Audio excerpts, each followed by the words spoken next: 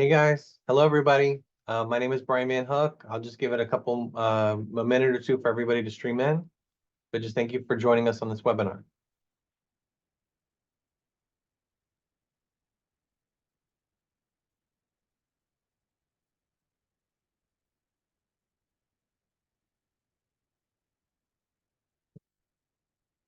All right, I think we can get started. So hello everybody, my name is Brian Van Hook and I'm the Regional Director of the Small Business Development Center at FIU's College of Business. And I want to welcome you to this webinar that's focused on disaster resiliency. In particular, I want to give you kudos and a shout out that you are coming into this webinar on disaster preparedness. We don't have a hurricane barreling towards South Florida. We're not in the middle of a pandemic, so that means you're actually trying to get prepared and be proactive. So I want to recognize you on being ahead of the game. And so I'm going to save some time for answering questions at the end. So if you want to put your questions in the Q&A, my colleagues, Kelly and Ian, they'll post some information in the chat during that. But I would encourage you kind of as we go through, maybe post some information on your business in the chat, just so I can get to know more about you and your business. And then, like I said, please put in the Q&A section any questions that might come up during the webinar. And we will provide you with a copy of the presentation afterwards. And there also will be a recording of the webinar that will be posted to our YouTube page that you can look at later on. So with that, let's get into the presentation. So first, who is this guy talking to you? How do I know about disasters and recovery? As I mentioned, I'm the Regional Director of the SBDC at FIU. I am a certified business continuity professional. I have over 18 years of experience with disaster recovery and business continuity. I've worked in the United States Senate and the Department of Commerce. So I've worked on various disasters, including Hurricane Katrina, Hurricane Sandy, Midwest tornadoes, the BP oil spill. And since I've been with the SBDC here at FIU for the last 10 years, also worked on multiple hurricanes, Zika, obviously COVID as well. So I do have a lot of experience, not just with disaster preparedness, but also disaster recovery. And I'm really happy to bring that information and expertise to help your business. I do want to say shout out to our team. We are currently the SBDC of the year for the U.S. Small Business Administration out of 1,100 businesses. So we're really proud of our recognition to bring that trophy and that recognition here home to Miami-Dade County and the Florida Keys, and also to our hardworking team. Just really proud of the team that we have and that they can get that national recognition. We are an SBA resource partner, which means we work closely with the SBA and we get SBA funding. Our focus is on that one-on-one business consulting trainings like we're doing today. And we're really just proud of the outcomes and the impacts that we've been able to have for local businesses in our area. So just a real quick heads up on BizGap and kind of background on BizGap. BizGap is short for the Business Growth and Acceleration Program. It's focused on meeting businesses in the community where you are and providing you with consulting, with training and outreach. And so we're this examples of some of the BizGap projects that we've done around the community. And as I mentioned, we've operated the program since 2016. It's really focused on hyperlocal consulting. And we're kind of designed to also be another tool in the toolkit for municipalities, for community redevelopment agencies, business improvement districts, counties, to really help their businesses that are looking to start up and to grow. And then that's just some of the outcomes from previous BizGap projects that we've done here in Miami-Dade County. And did want to just thank the Small Business Administration. This project that's focused on the 27th Congressional District is funded by a grant from the SBA. And then for BizGap, we are focused on Florida's Congressional District 27, which you can see the map up there. That covers like City of Miami, Key Biscayne, Coral Gables, Westchester, also runs through Kendall and down to Cutler Bay. If you're not in District 27, it's okay, because the project is focusing on District 27, but we do cover Miami-Dade County as well. And then, like I said, we're focused on kind of door-to-door canvassing, training, and outreach. business consulting, and also surveying and mapping local businesses. And we're focusing on helping consulting or training 1,000 businesses by the end of the year. So thank you to you guys. You're helping us to make those connections and also assist more businesses. In terms of what we're going to learn today for this presentation, I'm really going to talk about how you can incorporate some of those lessons learned from the pandemic and pandemic planning and recovery into your overall disaster planning. We're going to look at how you can drill down for risks that are unique to your business and how you can mitigate it. We're also going to identify operations and personnel that are critical to your recovery efforts, and then just give you some really great information and resources that can help you jumpstart your disaster planning. And you really are ahead of the game if you're starting now. You're not waiting until May or June, like I said, until there's an active hurricane in the Gulf.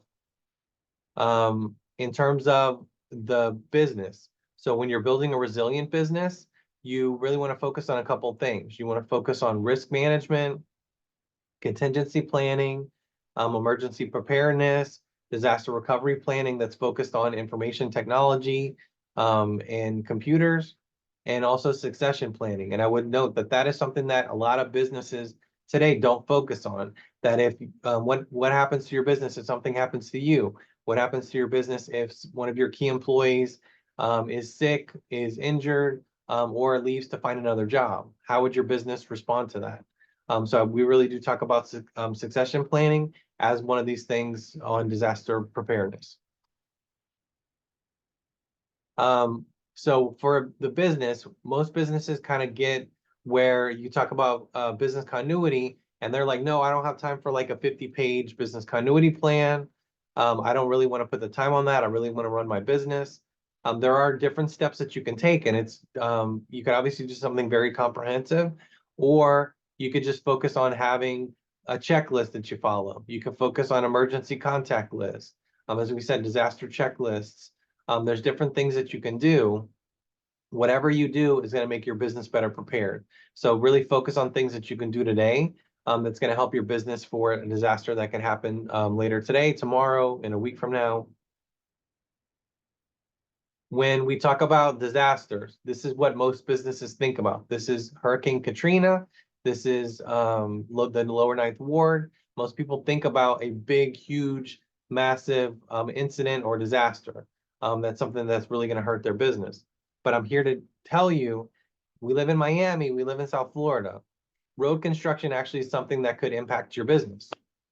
You know, this is something we see those signs up everywhere. If you're a brick and mortar business, that can impact you. Also, let's say you have an e-commerce business. If your internet's out, you're not going to be able to access your site. You're not going to be able to get orders. You're not going to be able to respond to clients. So there's a variety of different things that it could impact your business. So I just want to kind of change your mindset a little bit. Instead of focusing on like a big, huge disaster, also focus on other things that could impact your business. When we talk about the different disasters, I want to kind of tell you that there's like a timeline, there's a continuity. If you look at this breakdown, starting with Hurricane Andrew, every 2 or 3 years, there was like a big disaster. Even though this disaster didn't impact you down here in South Florida, it impacts your supply chain, it impacts like potential customers, it impacts your operations. So even though you might not have something happen in your geographical area, there is something happening every couple of years. So I would just mention to you to be mindful of this, because like you see, these are not, like a lot of them are hurricanes, but not all hurricanes, like the World Trade Center, you know, Zika, you know, the pandemic, things like that. There's other things that can impact your business. There's a lot of really good data on businesses that, you know, in terms of like how many years they can survive after a big disaster. As we know that the survey information from the Institute for Business and Home Safety, a particular incident could cost a small business about $3,000 per day. If you're Walmart, if you're Sony, if you're Target, that's not a big deal to you, but for local businesses, that's a big deal and it adds up. For most of the businesses, they're basically like, I don't need to worry about business continuity planning. I only need to worry about, because I have insurance. So I'm not going to worry about all this kind of planning stuff. But as we note in the slide, insurance can't replace your customers, can't replace, and it's not going to cover all your losses. Best example is like the commercial that they've always had. You think you're covered for this, but you're actually only covered for that. So you really do need to be mindful of that. And also, we'll get into it about checking your policies and checking kind of what you're covered for. And then we mentioned that about lost customers, all losses. There's some things you need to worry about when you're talking about business continuity and being impacted by a disaster or an incident. There's things that you are more reputational, but still impact your business. So loss of the trust with the customer, loss of reputation, loss of your brand image. Think about all these hacks where people don't trust businesses as much because their personal information was compromised from somewhere that they're shopping. You also have more of like the tangible impacts that includes like loss of customers, the insurance company raising your premiums, loss of any contracts, fines or legal fees. Those are things that actually hit your bottom line and hurt your business. So both of those are important to your business. Business continuity, I'm a big believer too that it's not just a good thing to be prepared, but it can also give you that competitive advantage. If your business is down, your competitor could pick up those clients. They could basically let their wallet do the walking, do the talking, and go to your competitor. But also for a lot of businesses, they don't think about that they're in the supply chain. So you're working with larger businesses, you're working with like local government, state government, federal government. Preparedness is more and more like an important factor for them in terms of them like looking at proposals and contracts and agreements and things like that and sales. So those are things that you want to factor in because it could give you a competitive advantage if you're working with larger businesses or government contracts. I do want to touch on it real quick. I know that we're all kind of happy that we're through the worst of COVID. That's kind of in the rearview mirror. I do know that COVID is still a consideration and it is something that pops up. But I do want to just mention about pandemics and COVID-19. Um, Historically, they've always had pandemic plans for businesses and pandemic planning. That never was something that folks, including professionals on disasters, would really like consider because it hadn't really happened like maybe earlier in the 1900s or in other countries and things.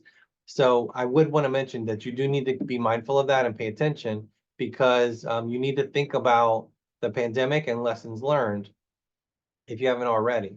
So one of the things that businesses were really able to survive and thrive through the pandemic if they had good e-commerce and also direct to consumer sales.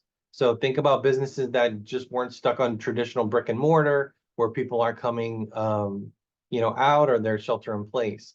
So you really do need to try to mix up your sales channels and how you connect to your customers because those are things that could really make a difference, not just for improving your business and your sales, but also helping you in times like pandemics. And, I do note about the sales channels and the marketing to match, where they basically were able to see their, sales like stay steady or not see as much losses as other people did.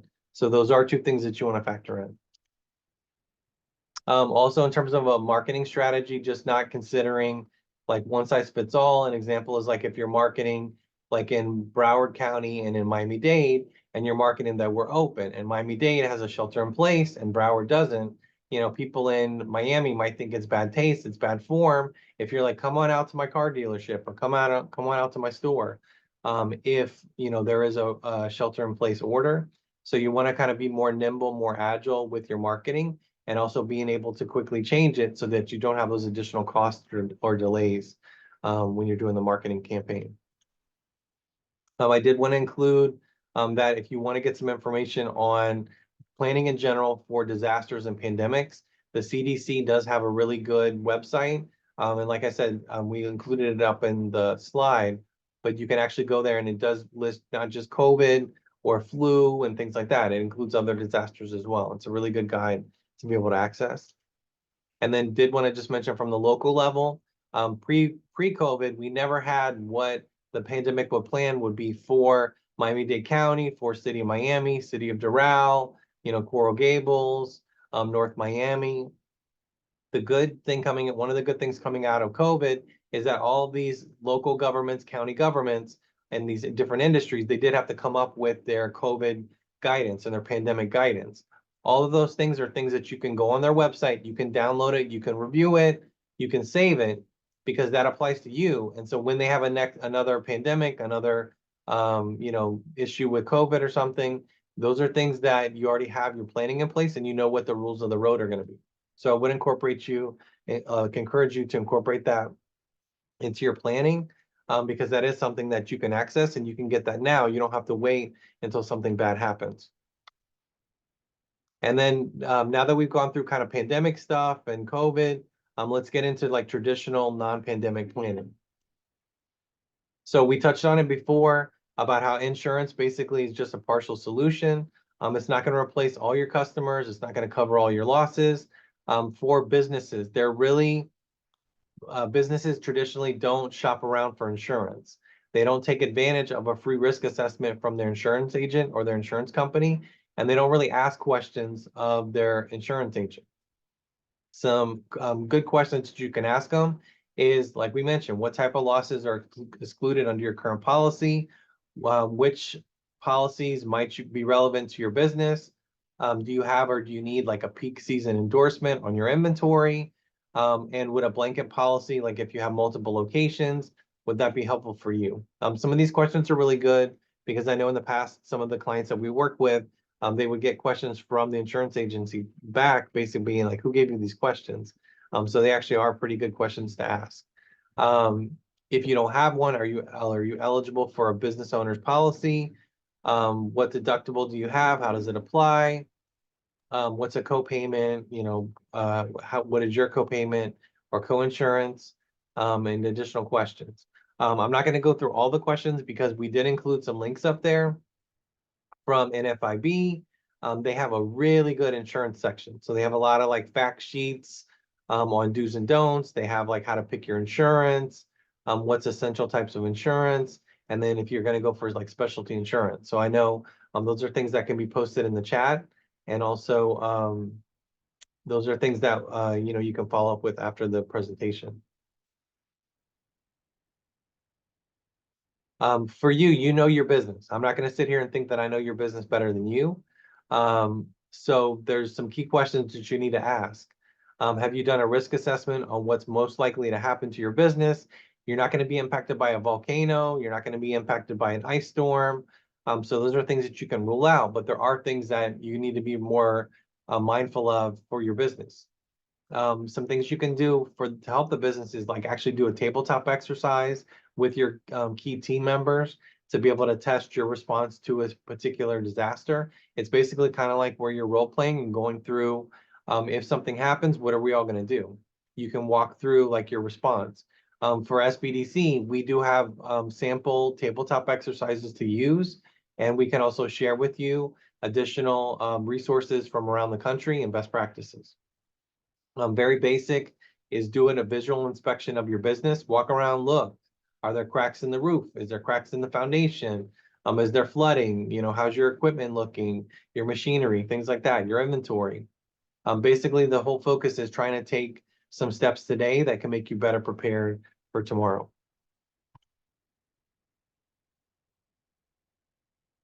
In terms of your business, like on business continuity, you really want to focus on like what makes your business run?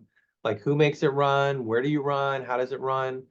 You want to factor in, what's critical operations or functions, what's important functions or operations, what's non-essential. Because when you have a disaster, just like we have hurricanes and COVID and everything else, everything that's non-essential falls away. You're really focused on making payroll, any regulatory requirements that you have, any other like outstanding invoices or payments, those are the type of things that are really essential.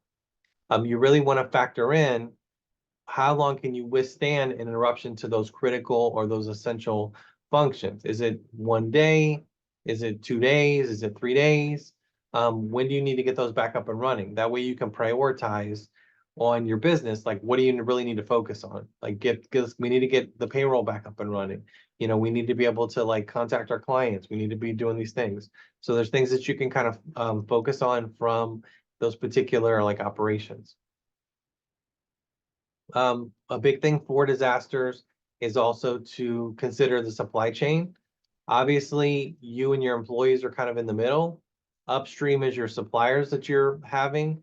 They could also be impacted by disasters that can impact your business. Obviously, downstream is your customers. So you really want to factor in the whole supply chain, not just focusing on your business and your location. We mentioned your employees. I'm a big believer in your front line is your bottom line. So you really want to make sure that you have really good information, really good awareness of your employees and your business and the employees that work for you. Because you can't get back up and running if you don't have your employees to help you out and go. And that's been a big challenge, like going historically back for disasters. For Hurricane Katrina, you did have businesses in South Louisiana, in Mississippi and Alabama that were not necessarily impacted, but they weren't able to contact their employees like quickly, or they didn't have things like childcare for the employees, so they weren't able to actually come back to the office and kind of work on recovery. So a couple of steps you can do is to make sure you have up-to-date emergency contact information for each of your employees. Update that quarterly, update that at least once a year. People get new cell phones, people's email addresses change, their address changes. You want to make sure you're updating that. Also, you want to have up-to-date emergency contacts. People get married, congratulations. Unfortunately, sometimes people get divorced. People might change kind of who their contact is. So you want to make sure you have that. It's always good to have alternate means of communication. You can have their cell phone number, their house phone number, a personal email address. Some companies use WhatsApp, they use Teams, they use other things. Just having multiple ways to communicate with your team so that you can basically let them know what's going on. You do want to identify any special skills on the team, any certifications, first aid, military. Those are things that can help you during a disaster. If you can, you want to work with your employees on personal disaster plans. That is involved in in terms of, are people going to evacuate to somewhere else? Are they going to go to Orlando? Are they going to shelter in place? Okay, if they're sheltering in place, what are they going to do if it gets really bad? Do they have an alternate location? Are they factoring in, what are they going to do with childcare? What are they going to do with pets? They need to look at pet-friendly shelters, pet-friendly locations. Are they sticking around to keep an eye on elderly relatives? They want to think through those type of things so they're not really doing things at the last minute or kind of rushing. But a big focus needs to be placed on not just business recovery, but also personal recovery. Because if you're worried about your home, your family, your pets, you're not going to be focused on business. You're going to be focused on kind of your personal stuff. We mentioned suppliers and contractors. You want to really maintain current vendor information in an emergency, so you have that available in emergency. Have a primary contact and alternate contact. Have a spreadsheet or information on your account numbers, your purchase order number, invoice numbers, things like that. Definitely ask them, do they have a continuity plan? Are they prepared? When you can, have alternate suppliers. You want to share information, any knowledge or experience that you have. And it's good to have geographic diversity where you have maybe not everybody in South Florida, maybe somebody's in Georgia, maybe somebody's in Texas. So you have multiple suppliers or contractors that you can work with. And then you also want to maintain an active status by having periodic orders with those suppliers. For customers, big focus on making sure what are you going to do if you have customers present in your business when a disaster happens? You want to keep your communications open, your social media, your phone, your emails. That is something in terms of when businesses prioritize operations, they really do prioritize keeping those communications channels open with customers because that's your sales. That's your way to keep the business going. You do want to monitor what's out there on social media. If there's something that you're interested in from recovery or from hurricane related or disaster related, it's interest to you, it's going to be interest to your customers as well. So you can share that information and they'd really appreciate it after the disaster. Nowadays, you want to keep your customer records in the cloud, not just a physical thing of your customer records because you will need that to like rebuild and contact them. And then now we have a lot more people working remote. So that is a good byproduct of COVID, but you also want to consider having an alternate work site where you can communicate to customers or you can continue operations if your primary location is impacted. In terms of other contacts, we do use the acronym BAIL. Couldn't think of a better acronym, but that's a really good one. You will remember that. Bankers, accountants, insurance agents, and lawyers. Those are key contacts for disasters. Because you obviously want to be in touch with your lawyer if you got a loan or if you need a loan. You want to be in touch with your accountant on your financials, insurance agent if you're going to submit a claim or double check your policy, and then your lawyer to double check on any like regulatory issues or legal issues and things like that. So in terms of physical preparation, we do have like the bag and box model that's always recommended.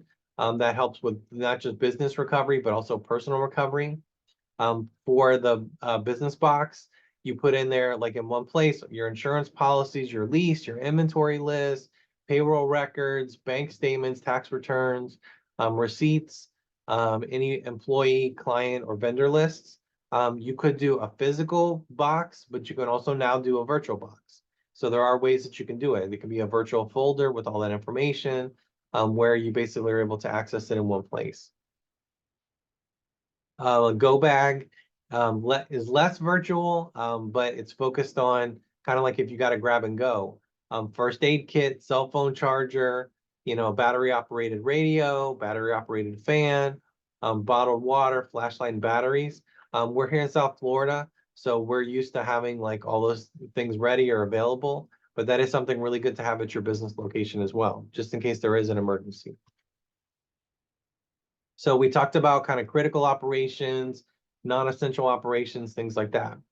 The way that you identify what is going to be important for critical functions is things that you're going to need, like we talked about, client records, inventory, your financial information. Those are things that you want to store a copy on site. Obviously, put it in the cloud or have it like on like a different media format that you can use. You want to back it up because how good is something going to be if it's 2 years old? You want to be able to like have it, plug it in and use it. So the more you can update those different files, the better.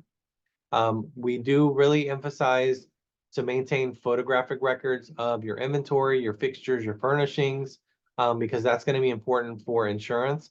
They want to see if something was in good working condition before the disaster and that now it's trashed, so now you need a replacement. Those are things that you want to have stored so that you can incorporate that. And it's good not just for insurance, but also for the Small Business Administration if you do apply for SBA loans and things like that. We talked about critical operations. It depends on your business, what it is going to be, but it can range from administrative functions, payroll, insurance claims, communications, your utilities, your equipment. So it just depends on what your critical operations are. But those are things that you need to look at because those are the ones that you need to prioritize to get back up and running, whether that's like a day or 2 days. Most businesses are able to get things back up and running within 2 to 3 days, unless it's something like a real catastrophic disaster. I do incorporate discussing regulatory requirements. Those are things that people don't think about. The most high profile one is HIPAA, which relates to protections for personal health information. If you do work with any kind of personal health info, if you're like a doctor's office, a nurse, chiropractor, anything like that, God bless you, because HIPAA is no joke. It's nothing to play around with. And you need to basically make sure that the health records are confidential, that you're maintaining the integrity of them, that they're available if you need to be able to access them. But you've got a lot of really big HIPAA fines when there's been kind of like misplaced records. Like an example, somebody in Alaska left like a flash drive in a truck or something and it was stolen and they had to pay, I think it was like $1 million or a couple $100,000. So you really want to be careful on that. And that is something that could be impacted from a disaster. So if you do have personal health information, you got to comply with those data security and business continuity standards. So you really want to focus on things like backing up the health data, having a business continuity plan, having a data restoration protocol, um, obviously, providing for emergency operations, continuity, so that you can basically, have that accessible and it's not going to be lost or it's not going to be stolen or anything. And then good news is I'm giving you a lot of really good information, but SBDC and FIU and other community organizations, we're here, we can help you with your business continuity. As I said, you don't need like a full-blown 80-page business continuity plan. We can help you with that. But we can also help you with a mini continuity plan. We can help you with a checklist in terms of getting structured. So we can help you in a variety of different ways. I did want to include some information for you, how you can kind of jumpstart. I did include the continuity and recovery plan template from the city of Santa Monica. As a pretty good file. There also is a couple of like mini guides or mini checklists. One is available from the Colorado SBDC, so shout out to our colleagues over there. Also the one, the Open for Business EZ. That is, they have home personal stuff, but they also have like resources for businesses. So it's actually pretty cool. And then nowadays we all have our phones. We all have like, phones with us. So there are a number of apps that you can get that are helpful for disaster preparedness and disaster recovery. The Red Cross has multiple apps related to first aid, hurricane, shelter finders, teaching kids about disaster preparedness. FEMA obviously has good information where you get alerts from the National Weather Service on shelters. If you're in Miami-Dade County, they do have an app called Ready Miami-Dade, where it has good local kind of actionable information. And then a real popular one is Gas Buddy. Gas Buddy, where you can sort gas stations by price. We've all been there. We've been hunting around for a gas station that has gas or getting in the line. So you can kind of search for that type of information. It is helpful for folks after a disaster. These are a couple other ones related to EMS, fire, tracking hurricanes and storms. Those are ones that are available as well. And then these are some resources for businesses. Ready.gov is the big one from FEMA, from the federal government. The Florida Division of Emergency Management has a good site for businesses. That Small Business Administration, SBA, also has disaster preparedness info. And then I also did include information, again, from the state of Florida, and then also from Miami-Dade County. And Miami-Dade County has a really good hurricane guide, and they update it every year to like update all the information. So they actually put one out for 2024, so you can check that out. And then with that, I kind of went through all the information. So any questions from the attendees? Anything we can help you on?